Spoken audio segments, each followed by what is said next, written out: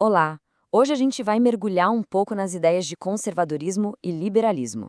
E para guiar a gente nessa conversa, vamos usar como base o e-book Conservadorismo e Liberalismo para Jovens, do Luiz Cláudio A. dos Santos, que busca de uma forma bem didática deixar esses conceitos mais acessíveis. E para começar, já vamos direto ao ponto com uma citação do John Locke, que é assim, o coração de todo esse debate.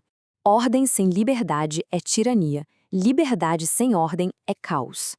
É essa tensão que o livro destaca muito bem que vai ser o nosso fio condutor aqui. Então, o que a gente tem aqui é um guia de ideias políticas. E olha, o objetivo não é de jeito nenhum convencer alguém, mas sim, como o próprio livro propõe, oferecer uma base para entender melhor os princípios da direita e, claro, encorajar a reflexão. Bom, vamos começar com o primeiro pilar, então, o conservadorismo. Como é que a fonte define isso? Basicamente, a partir da ideia de que é preciso preservar a ordem para garantir a estabilidade. Sabe, o ponto principal aqui é o seguinte: o conservadorismo dá muito valor à preservação daquilo que já existe e que já funciona. A lógica é que mudanças muito rápidas, muito drásticas, podem acabar gerando instabilidade. Então, ter cautela é visto como algo essencial para manter a sociedade unida. E para aprofundar um pouco mais, o e-book traz uma citação do Roger Scruton que, nossa, eleva bastante o conceito. Para ele, ser conservador não é só sobre um monte de posições políticas, mas é uma atitude de espírito. Quer dizer, é um jeito de olhar para o mundo com respeito por tudo aquilo que foi construído com o tempo. E essa atitude toda se apoia em alguns pilares, né? O livro destaca alguns pontos importantes. Primeiro, a preservação das tradições e uma certa resistência a mudanças muito radicais. E veja bem, não por medo do novo, mas sim para não destruir instituições que já estão funcionando. Dá para pensar, por exemplo, nos debates sobre reformas na Constituição, sabe? Essa perspectiva defenderia mudanças mais graduais. Além disso, tem uma ênfase muito grande na responsabilidade de cada um e na defesa de um Estado com poderes mais limitados, justamente para ele não acabar sufocando a sociedade. Beleza, agora vamos para o segundo conceito-chave que o e-book traz, o liberalismo econômico.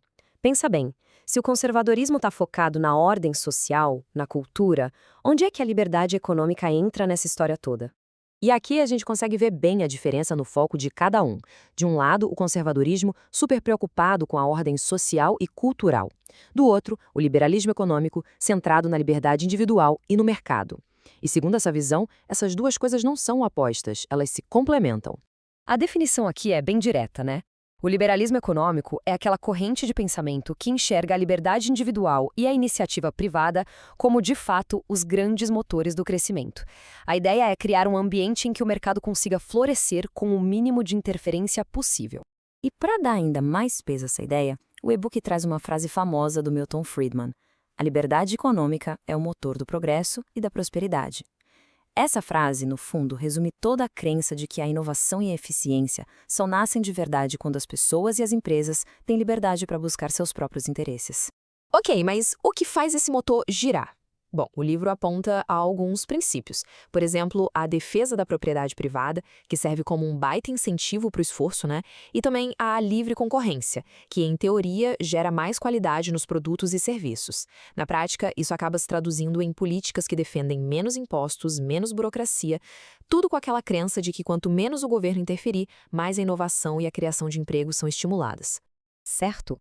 Então a gente já viu a ordem do conservadorismo e a liberdade do liberalismo econômico.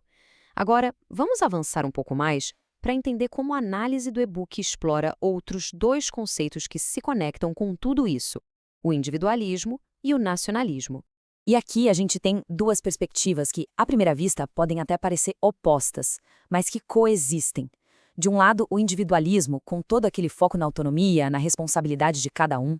Do outro, o nacionalismo, focado no sentimento de pertencer a uma nação. A grande questão é como essas duas forças interagem.